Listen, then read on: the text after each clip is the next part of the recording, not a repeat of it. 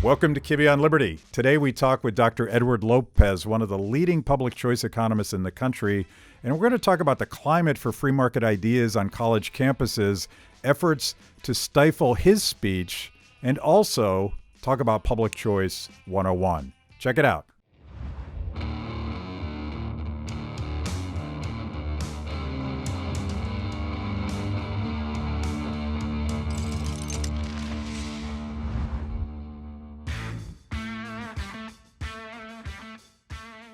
Idea what's going to happen, but we never know for sure. My guest is Dr. Edward Lopez. You are a professor at Western Carolina University. Yep. And the founding director of the Center for the Study of Free Enterprise. You got that right. Yep. And my viewers are immediately wondering how it is that a Center for the Study of Free Enterprise exists in this day and age on campus. Right. Okay. So this isn't a joke. This thing actually exists, right? You're starting off with asking me to explain my existence. Yeah. Why are Okay. you legitimate? But, Yeah. But before I do that, and this is part of my strategy, is I'll liquor up my guests Oh, to get I like them that. to speak truth to power. And you said you're a fan of saison, so I pulled a saison from my cellar from the Vale. And it's called Pass Pass. Supposedly it is extremely dry and effervescent. And it has a skull tunnel on the And label. I'm now realizing that we're not going to drink this because it's a cork because bottle. we have a cork in Yeah. it. This is a crisis. We're going to do a hard break right now, and I'll be back with a corkscrew. Sounds good. Well, who puts a cork in a bottle cap? Okay, that could have ruined everything, and we always claim that we're live to tape and that we will never edit anything, but I make an exception, a hard exception, for good beer. For a cork crisis. It's So worth it. what kind of beers are you into? You said saisons. What else? My go-to is usually an American Pale. My favorite is Sierra Nevada. I know that's boring and mainstream, but as I've gotten a little bit older, I like the lower ABVs, and that's a good one. It's got a big body and a lot of flavor for it. I also like the saisons, like you're opening right now. A good porter, not a stout, but a porter, is always welcome. So Ken Grossman, the founder of Sierra Nevada, I did a deep dive on him because I'm fascinated with beer as kind of a metaphor for entrepreneurship. And Ken Grossman is now a billionaire because of Sierra Nevada Pale Ale.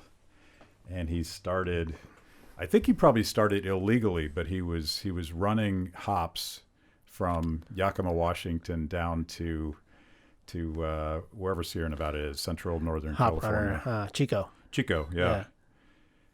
And he wasn't ever imagining, like he borrowed money from his family. He was never, ever imagining that this would be a lucrative business. He just wanted to make something different. Yeah, okay. And I love to tell these stories because, people get sort of, cheers. Cheers for the people.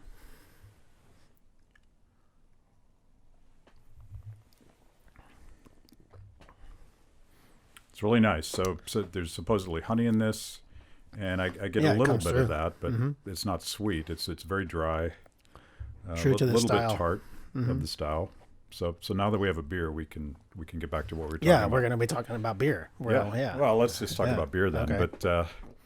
But tell me a little bit. It is the Center for the Study of Free Enterprise at Western Carolina University is a fairly new project. It was launched around 2014? No, a little bit later actually. It was approved in late 2015. Came together in 2016, and we started launching programs in 2017. So it's I think we're in our second complete year right now. I'm old enough to remember when anything resembling free enterprise at the university level was at George Mason, at Chicago, Auburn, and then a couple private schools, Hillsdale and Grove City, and that was it. Yeah. And now these centers actually are thriving at a number of universities across the country. Yeah. But there's some blowback to that. You dealt with a lot of hostility, particularly from other departments in the university. Sure did. Yeah. It became part of this thing that people probably haven't heard of yet. It's called Uncoke My Campus, where anybody that is suspected of receiving money from the evil Koch brothers, Right. must be eliminated from this earth. Tell me a little bit about some of the early drama. Right. So I guess a little bit of background to what the center is supposed to be doing will be helpful. We're an undergrad institution. We're in the very western part of the state of about 11 million people. And we, in North Carolina, are really lacking for a voice on free enterprise issues.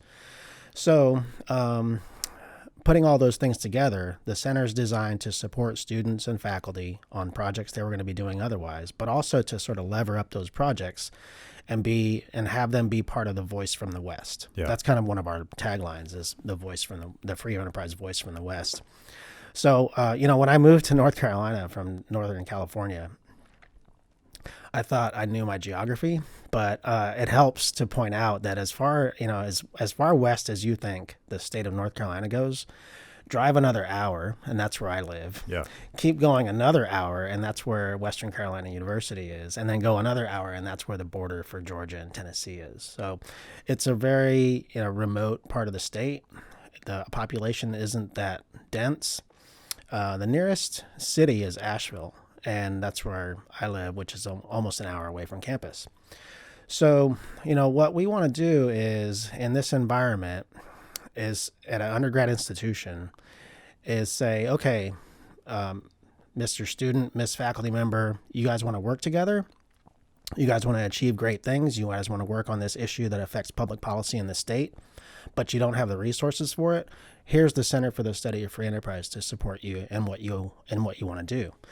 And that's unfolded into all types of programs that we're doing now. We're working on the opioid and addiction crisis in the area. We're working on the Nurse Practice Act in the state that limits the ability for nurse practitioners to do their jobs, a whole host of things.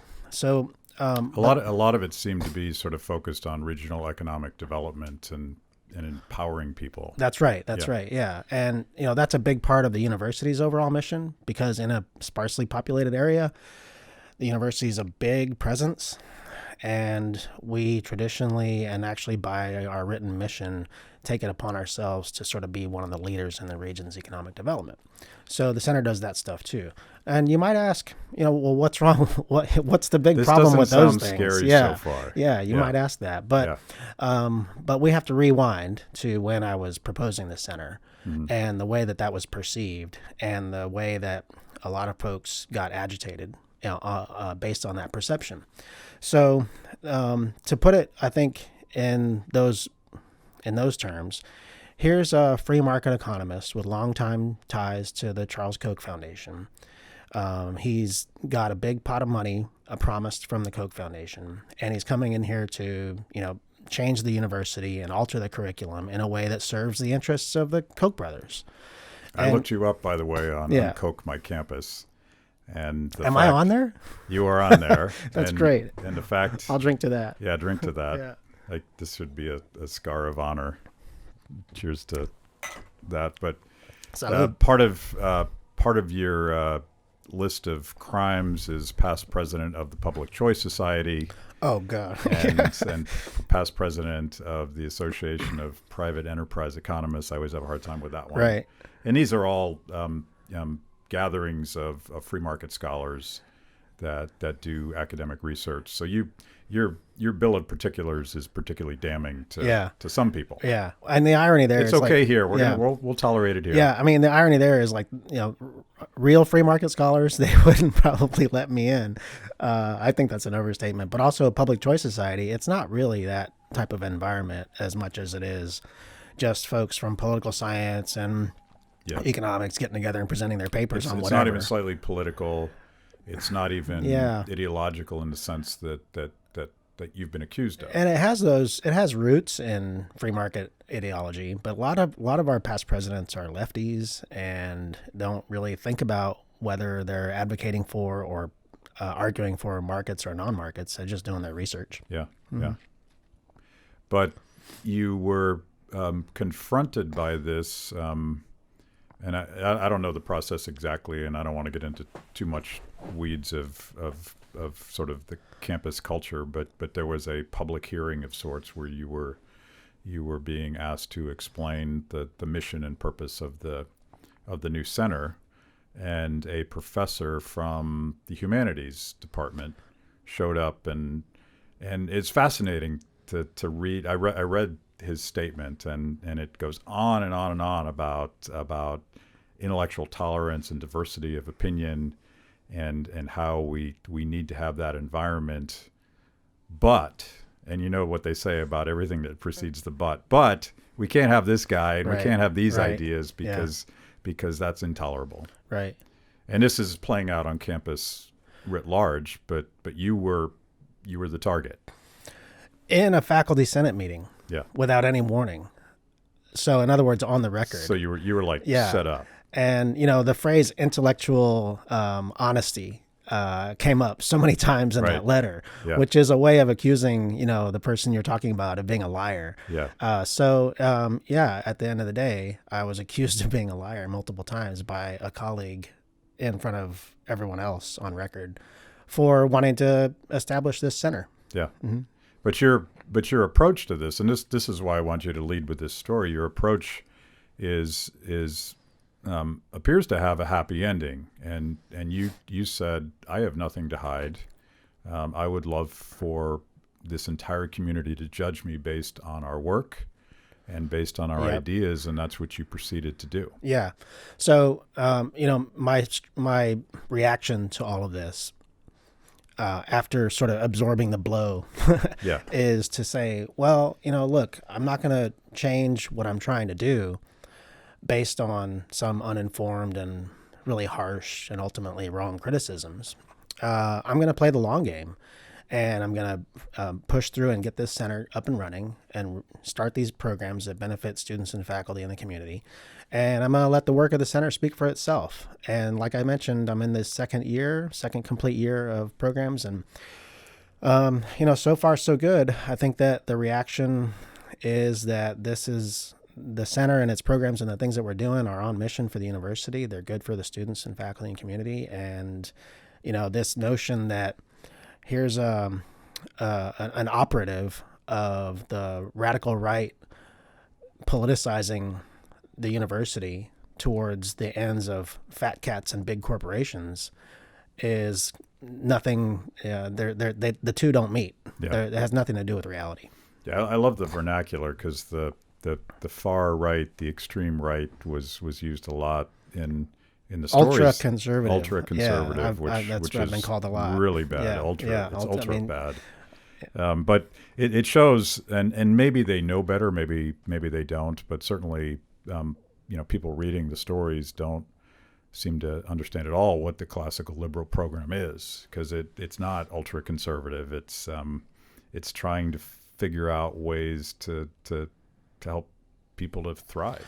Yeah. And I think that, the whole, you mentioned classical liberal, and I think that someone from the really critical perspective, as far as my story goes, wouldn't stop at that term. They would jump to neoliberal, and neoliberal obviously is bad. Yeah. And so, that's the end of the thought process right there. Yeah, there's all these caricatures, and we could do a whole program on this false idea that the ideological spectrum is left to right anyway.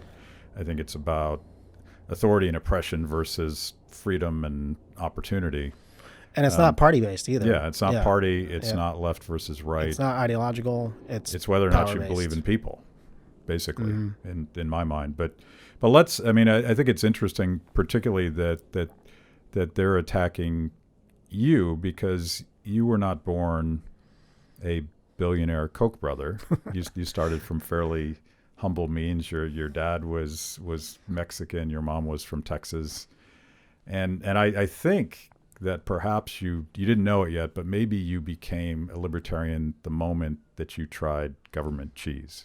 The government cheese story. Yeah. So I did. That would make anybody a libertarian. If you've had government cheese, you want the real thing right away. Yeah. And there was a time growing up, 7th out of 8 kids, big household, big house actually, nice neighborhood. We were always safe.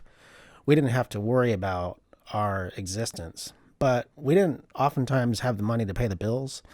And I remember, scurrying around and filling up the water jugs because the water authority was outside at the curb turning the water off. Yeah. And I remember for a stretch we ate government food. It wasn't for a long stretch, but it was long enough to remember.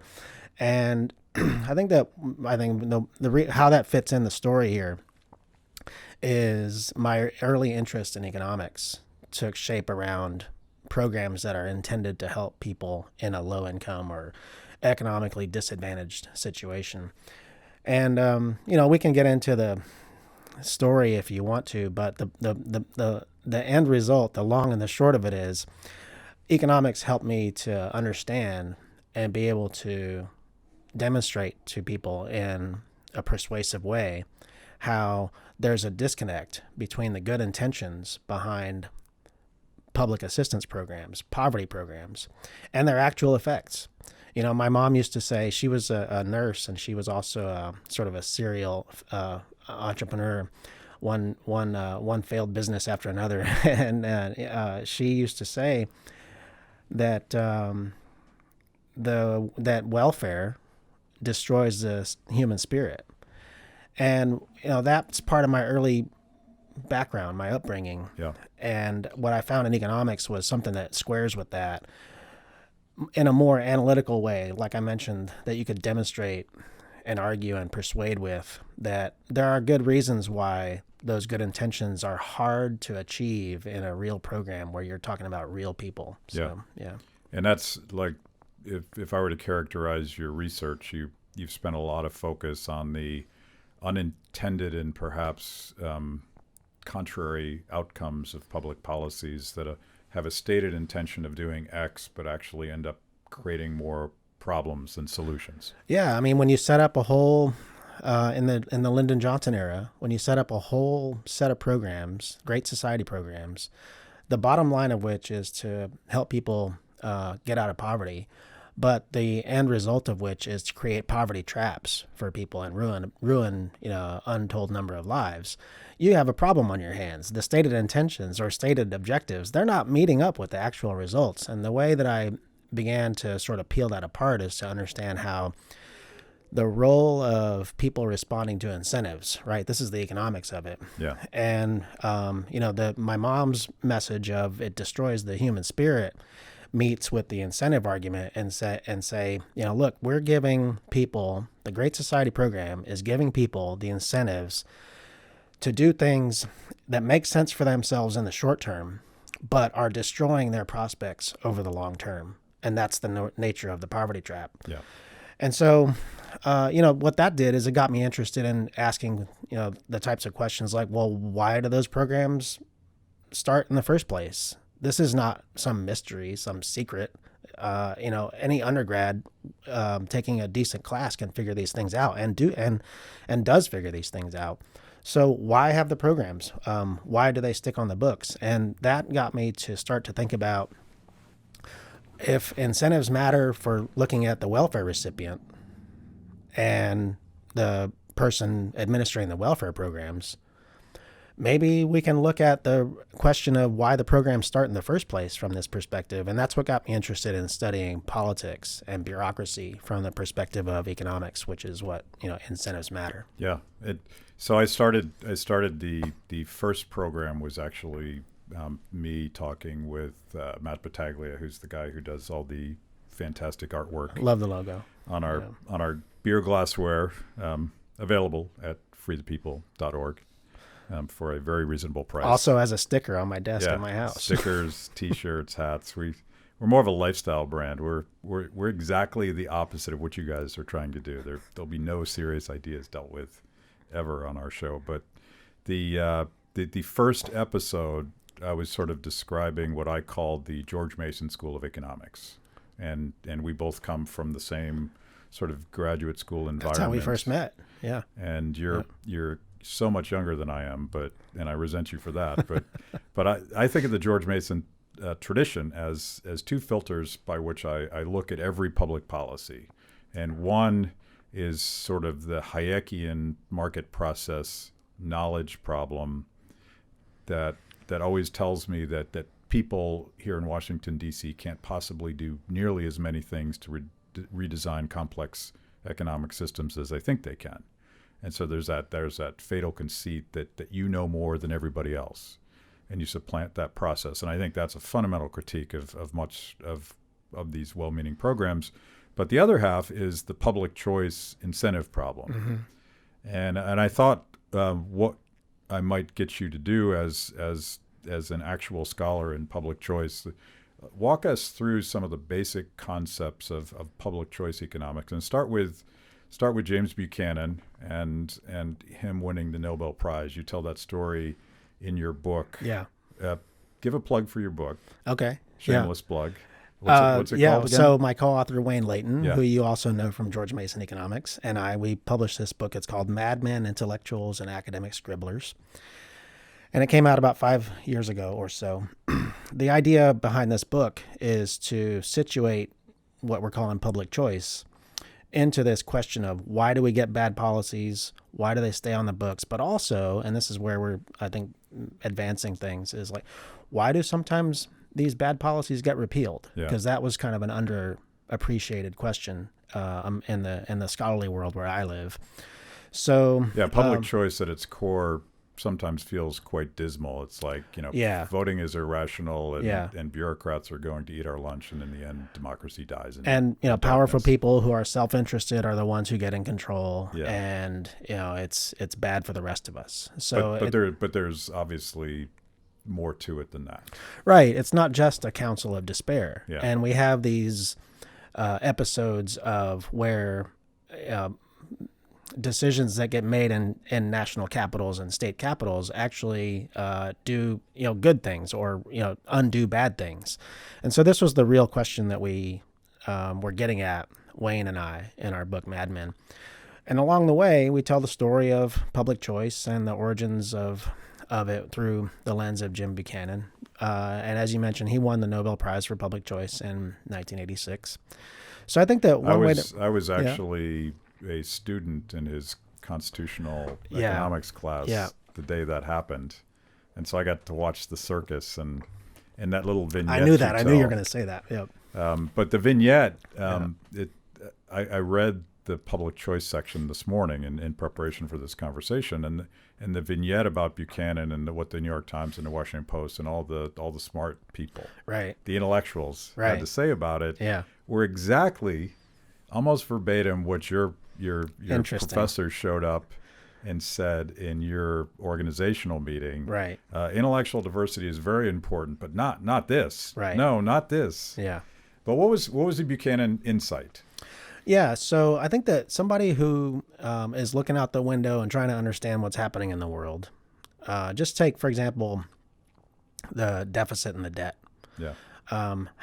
What's going on there?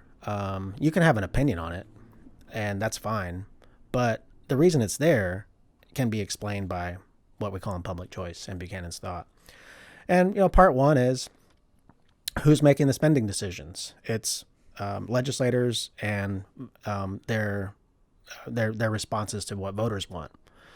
And when you accumulate debt, what you're doing is the benefits are going to current people, voters, but the costs are going off onto the future. And in the game of what legislators respond to, those future voters don't have a seat at the table. Yeah. And this is one of the insights that Buchanan brings up. And actually, it kind of is this sort of council of despair. And so when there's more to it. By the way, just to despair a little bit, the February it's worth it sometimes. The February federal deficit is $234 billion. And I'm old enough to remember when we worried about an annual budget deficit of less than $234 billion, and that's why we're at $22 trillion and ticking away. So we're living in a public choice world where we're spending the future on a daily basis. Yeah, and Buchanan was also interested in ethics, and he made the ethical argument about laying that on to future generations, stealing from unborn children. And he's this sort of maverick relative to the mainstream, and he's got really good ideas and he makes really good points, to the point where they can't be ignored, and to the point where they start to be embraced by people who are kind of in the mainstream. And then to the point where the Nobel Committee recognizes it. And the reaction at that point, which is what you're talking about, was fairly dismissive. They said, "Oh, well, one of the things that the folks at the New York Times and Washington Post said was, well, tell me about your rationale for the deficit. Why is it there?" And Buchanan gives his answer, and the Washington Post says, "Yeah, but that's just common sense. Does that really deserve a Nobel Prize?" Not the most charitable sort of congratulatory response there. And then a lot of mainstream economists trying to grapple with the reality that Buchanan's ideas have now been embraced in this way with this highest honor, started doing the blame game. Yeah. And they said, "Oh, well, the committee in Sweden must be somehow, off their rocker, or these ideas of conservative economics are really popular these days." And anything but the reality was good for them. By the way, I love the fact that that's common sense is somehow a fundamental critique of a good idea. Yeah, it's a bad thing, I suppose. So, I mean, what is the implication of that? It's like you have to find ideas that have no common sense. A good idea would make no sense, yeah. Right? Yeah. Yeah, but the insight was politicians are just politicians, and government actors and the people that impose macroeconomic policies on us are every bit as self-interested as we are. Right. When we're out there working to feed our families, and we're trying to maximize our returns and achieve things that are in our best interest. And Buchanan called it politics without romance. Right. Yeah. And the entire macro program is based on the assumption that the people that you give that much power are going to be better and smarter than you are. Well, yeah, and you mentioned that's both what upset them. The knowledge problem and the incentive problem. Yeah. And you just look at macro policy, and the two meet pretty strongly there. But I also think that this can be not just an explanation for why things go bad, but a tool and something that you think of as an ingredient for if you want things to get better. Yeah. So, you were looking at your phone just a minute ago. Mine's right over here. And at the time when we were in graduate school, which is barely a generation ago, these things were not even no such thing. Barely a dream, Yeah. right? I remember my cell phone I had when I was in grad school. It was that thick, and it had a telescoping antenna, and it flipped out, and the only thing it did was voice. Right. That's the only thing it did. Well, fast forward, and we have these technological miracles in our pockets, and everybody has them. My 10-year-old has one. So what happened there? Part of the ingredient was the FCC moved towards auctions for the radio frequency spectrum. We privatized the airwaves. And when did that happen? That happened under Bill Clinton. So where's the sort of interest of the policymakers come into play here? Where does it come into play? Well, it turns out that Bill Clinton went to the ceremony to celebrate the first auction of radio frequency spectrum. Wayne and I write about this in the book. And, they had a photo op, and the commissioner was there, and the chair and the other commissioners were there, and the president of the United States was there, and they had one of those big checks out in front, and it said "to the U.S. taxpayer," and it was some $1 billion. I forget the number now. And, as the photo was sort of staging, Clinton does what Clinton did, and he kind of nudged somebody next to him. He's like, "I'd go anywhere for a check this big," and I think that sort of helps to sort of crystallize. Yeah. He wanted that to happen because he ran on a platform of deficit hawkery, and this contribution to the U.S. Treasury actually made a dent in the deficit those days. So it was every bit in his interest. It was a budget offset. It was it was very much in his interest to back this thing. One of the perhaps one of the ironies for partisans that might watch this is that Bill Clinton did that and unleashed a technological wave of innovation that we couldn't survive without today. But Jimmy Carter did the same thing, particularly with transportation. And today, partisans on a daily basis demonize the Trump administration for deregulating on the administrative side. That they always say children are going to die because of X, and it doesn't matter what it is, they fill it in, and yet Democrats have been a key part of this sort of counter revolution that push back against the endless, mindless growth of the regulatory state. Yeah. I think that it goes back to it not being a partisan or ideological issue. Look at the main figures in play with airline deregulation, with privatizing the airwaves. These guys, Ronald Coase and Alfred Kahn, they're the economists' names, and they're out in congressional testimony. They're out making the phone calls to, peddle their ideas. They're giving the interviews in the press, and consistently they're saying this is not a question of whether governments are better or markets are better. This is a question of getting the regulation right. This is not a question of, any kind of deregulation necessarily being a bad thing because it empowers corporations to screw the little guy. This is a question of what types of regulatory framework works the best, given the technology, given the time, the age, and so forth. And so it wasn't like these radical free market ideologues came in and rigged the political process, and the next thing you know, everything's deregulated. They were Brookings Institution Yeah, guys. they were actually moderates, and it happened under a lot of Democratic presidencies. Carter with the airline dereg, and also other transportation industries, trucking and whatnot. And Clinton, not just with spectrum privatization, but also welfare reform. And, actually we ran kind of a budget surplus under Clinton. So, look, I think that somebody who wants to understand, what's going on in the world needs to peel apart this sort of Fox News versus MSNBC. Each of them is a voice of their respective parties. They need to peel apart this sort of, okay, you're left wing, I'm not, and we can't have a conversation anymore. And realize that, first of all, both parties have grown this government and created the debt that we have. It's happened under Republicans as much as, if not more so, than Democrats. And it's not going to get better by just sort of saying, okay, let's elect the good guy.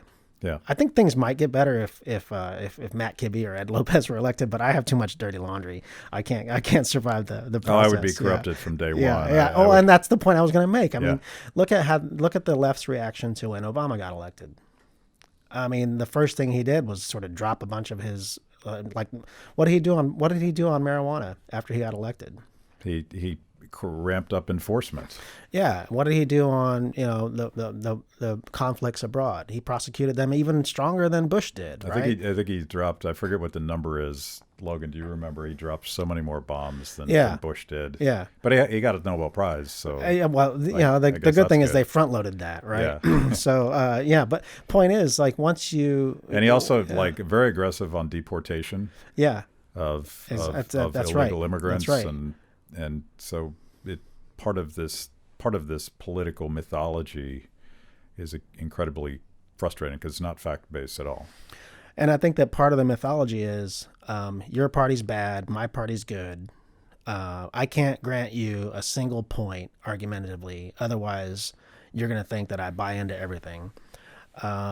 It's a left-right thing. No, it's about power and incentives. Yeah. So let's talk about a classic public choice concept in that because parties exist in part to protect the two-party cartel, but they also serve as sort of a proxy for an ideology. Right.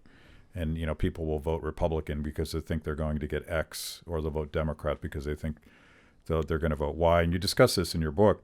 The concept is, the public choice concept is rational ignorance. Mm-hmm. And I like to point out there's a phrase amongst conservatives that they say, and it's sort of a derogatory phrase, low information voters. Right.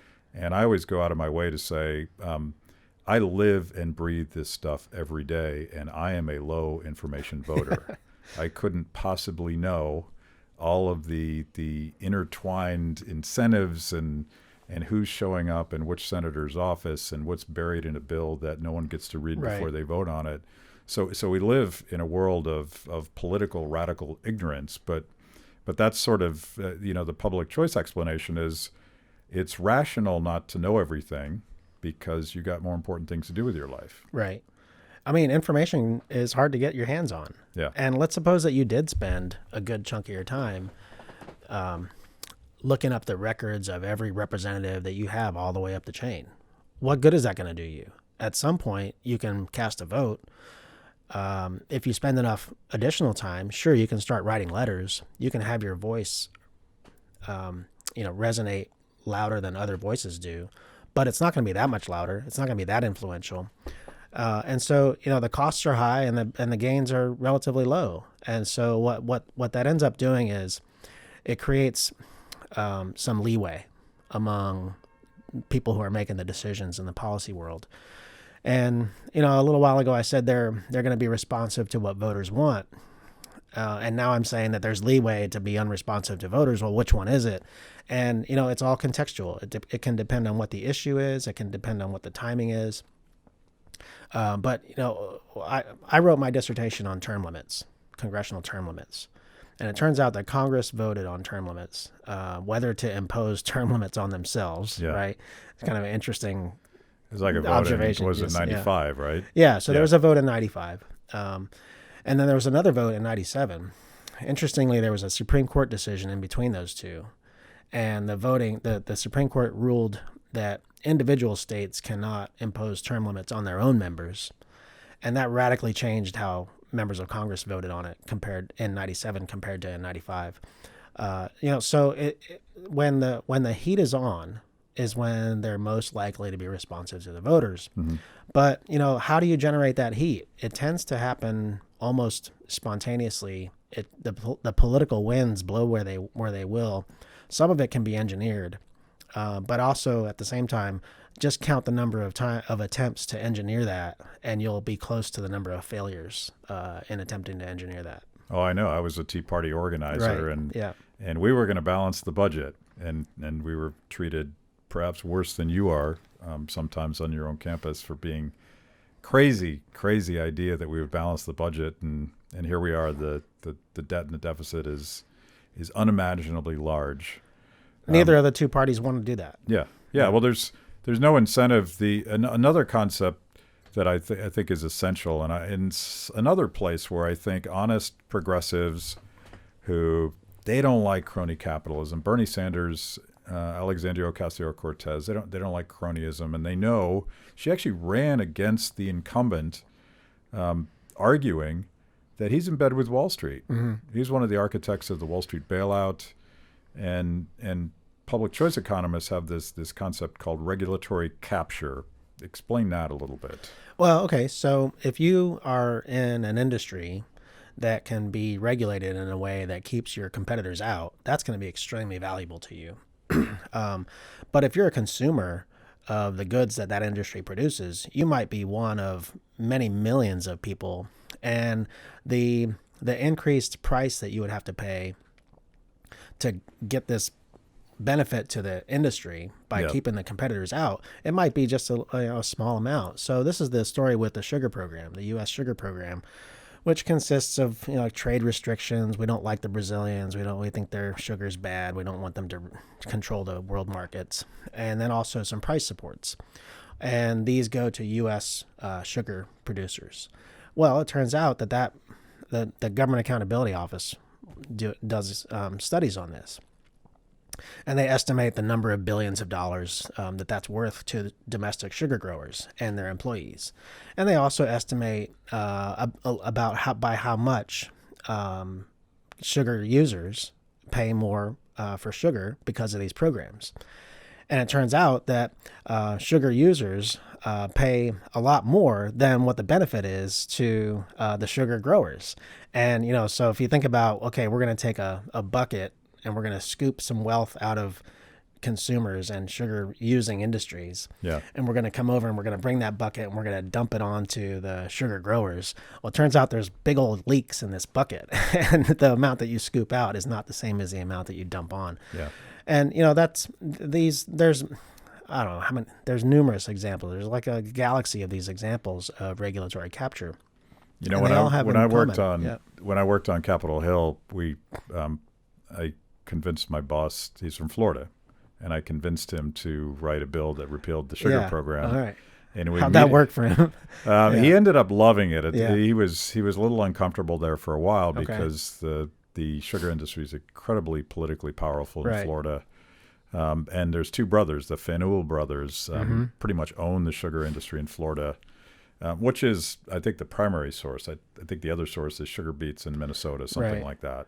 Maybe some in Hawaii, but I think they've pretty much that's not a big part of the market. Yeah. And there's some, I think, in the Mountain West. Yeah. And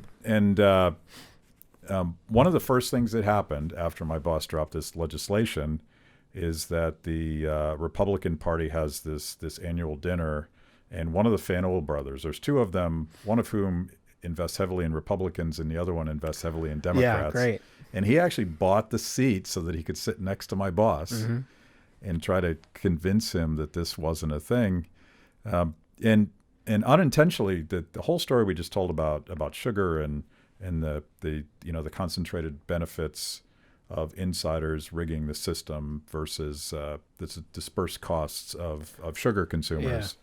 That is a fundamental critique of any progressive aspiration to use a government program to fix something. Right. Or even to promote something that they think is a good idea. Yeah. Which, those two things, fix bad things, promote good things, is a way to sort of categorize the progressive agenda. And, you see the same thing with homeownership. For the last century or so, the federal government has been promoting homeownership. And where that has gotten to, or where the rubber hit the road on that in a big way, is with the mortgage interest deduction. And so if you have a house and you own a mortgage, you're paying interest to your lender, and you get to deduct that interest on your on your federal income tax returns.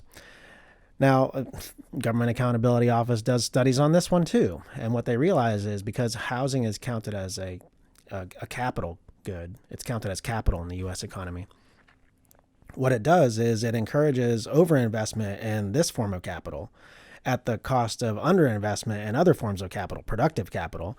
And they even can kind of slice off how much GDP that's going to eat up. And so, again, was like, why do these programs exist? They're net losers. And a few years ago, about a decade ago, some members of Congress on the Republican side got a proposal far enough along to repeal the mortgage interest deduction, to the point where the Republican leaders said, we are going to pursue this. And I think it was one day later, after the National Association of Realtors, National Association of Home Builders, and others who are the beneficiaries of these concentrated interests, they went knocking on doors. And the next thing you know, the next day, the leaders are saying, actually, we didn't mean that. We're not going to include that in what we're trying to do. It was dead. Yeah. And that's like... I had a progressive friend of mine, Eric Liu, on the show, and we had this argument about, it wasn't really an argument, but whether or not you can do something about the middlemen, the bottom feeders, the people that are stealing all of those rents in this process of the political marketplace clearing. And he thinks the people can do it, and I think that's. I've had those romantic hopes myself that the people could step in and expose some of these things. And I do think technology has leveled the playing field so much, but they will always get the meeting first. Jeff Bezos is always going to get a meeting before me. Yeah. It's just the way it is. Yeah. And that's the limits to what Buchanan was talking about. Like, politics without romance means sort of curbing your grand designs about what you think you can do through politics. But so let's go back to the thing that you're working on back. The center at the back in Western North Carolina, in terms of opportunity and poverty alleviation, because this was sort of your upbringing. You saw that there was something wrong. What is the solution? And because there's been a lack of innovation and opportunity. You're kind of in the Smoky Mountains, essentially. Yeah. Between the Blue Ridge and Smokies is kind of exactly where we're situated. Look, I don't know what the solution is, but I think that on the margins, in increments, we can build towards making improvements more likely than otherwise. And so one of the things that the center's doing is trying to engage the general public in thinking about issues that matter, especially to North Carolina, but also more broadly. And so we published this study on economic mobility. And it turns out that, one city in North Carolina, Winston-Salem, and certain zip codes in that area have the lowest, actually second lowest economic mobility in the whole country. That means that if you're born into poverty in that situation, your chances are the lowest compared to somebody being born into poverty in some other area of the country of getting out of poverty. There's a huge poverty trap there. And so we have begun to have public lecture on that. We published a study on that. We're shopping op-eds on it and so forth. Another issue that we talk about is immigration. North Carolina needs immigrants in order for the economy to be functioning. And especially at the low skilled level, because there's so much turnover in those jobs, we really rely on immigrants to fill those jobs. And so we have a study coming out on that. We ran an op-ed on this. We have a public lecture on that as well. We're supporting student research and faculty research projects on that. Same thing with the opioid and addiction crisis. And I'm talking about these things with one of my colleagues who I hadn't seen him in a while. He's a member of the faculty senate. He asks me, hey, how are things going? What's going on with the center? And I tell him all those things. And he says, well, wait a second. That doesn't sound at all like you're doing the bidding of the Koch brothers. And so, I think that what I mentioned a while ago is like the long play, letting the work of the center speak for itself, but more importantly, doing good work through the center that's going to matter and give people a sense of where the needle should be moved to. Yeah. I mean, I feel like there's, here in Washington, D.C., there are certain issues that I call sort of transpartisan. And you do see sort of libertarian Republicans like Rand Paul or Justin Amash or Thomas Massey working with progressive Democrats. Mm-hmm.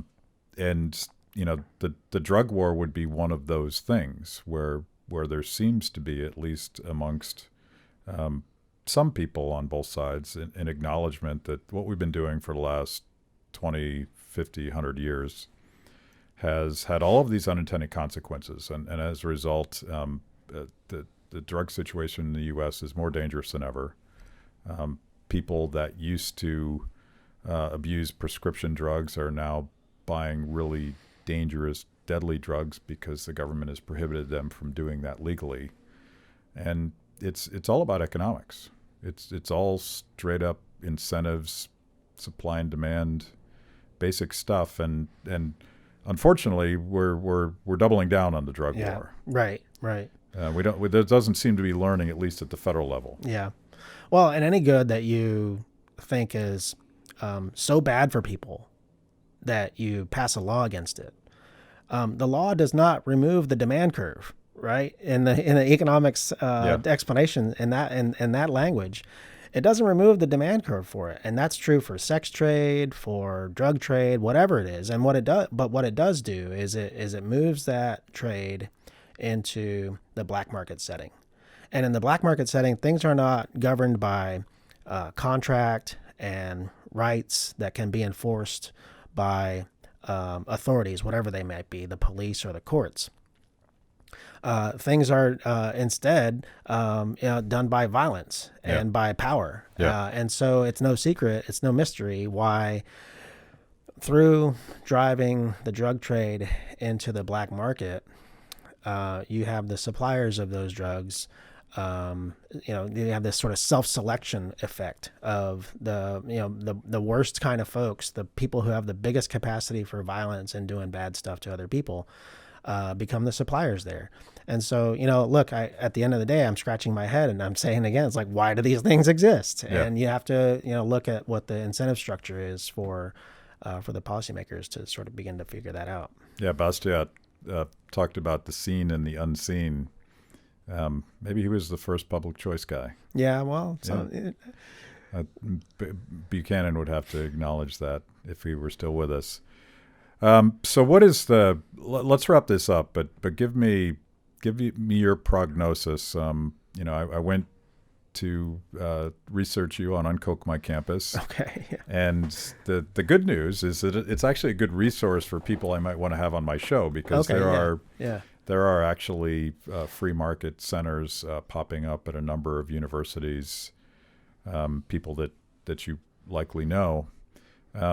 Is there room for intellectual dissent and free market ideas on college campus today? I think that it's where is the pendulum swinging toward? It's interesting because 100 years ago, when the Supreme Court was really looking closely at free speech issues, especially on campuses, it was the left who was making the appeal, and it was the left who was being shut down by establishment and being unable to sort of voice their their opinions from the left. And the law, rightfully so, protected that speech. It's a First Amendment issue. These days, it's the right who is making the appeal for more free speech or protection of free speech. And I think that does speak to what has happened in the environment on college campuses. So if you look at, say, what's the profile of most faculty, what's their political affiliation, you've seen over the past 25 years a pretty big increase in the number that identify as left or extreme left, from something like 60% in 1990 to something like 90% today. And a lot of folks are worried about that. And their prognosis based on that worry is not a good one. But, look, we're not going to flip a light switch and have the circumstance and the situation become a good one overnight. So you have to chip away at the margins. And, look, I didn't set out to start the Center for Study of Free Enterprise with this objective in mind. But I think that one thing it's going to be doing is it's helping to chip away at these margins. And it is helping to move that pendulum more towards, the university is supposed to be this sort of forum for all ideas. All ideas are comers. And it hasn't necessarily been that way. But, I think the pendulum's moving back. That one further thought on that, actually. North Carolina, about a year ago, passed a law that drew the contours and drew the boundary lines over what is protected protest. So, for example, some conservative speaker comes to campus. The liberals don't like that. They come and protest. To what extent is that protest protected? And North Carolina says it is protected up to the point where you disrupt the ability of the speaker to deliver their message and the speaker's listeners to hear that message. So you can't, bang loudly to disrupt the talk. And then it had to point out, by the way, that if you engage in violence, that's not protected either. Of course, that's not what that already wasn't protected, but some people think it's justified to engage in violence to shut down certain speakers who don't have the right to speak. So North Carolina is still relatively free speech compared to, say, Berkeley, where they don't seem to prevent violence in stopping speakers they don't like. Right. I don't know what other states have passed a similar type of law. I think there are others. Yeah. But I'm pretty sure California is not one of them. Yeah. Well, it sounds so reasonable. I assume California will be last to adopt That'd be the first reason why they wouldn't do it. Yeah. Okay. Thank you. This was super cool. Thanks, Matt. And thanks for the beer. Hopefully next time we talk, you'll have created a much larger Center of Free Enterprise. We'll have a more cheery discussion in a lot of ways. Yeah. Cheers. Thanks.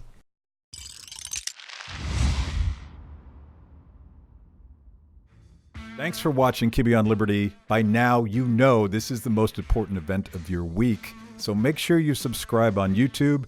Click the little bell so you get notifications. Kibbe on Liberty, mostly honest conversations with mostly interesting people.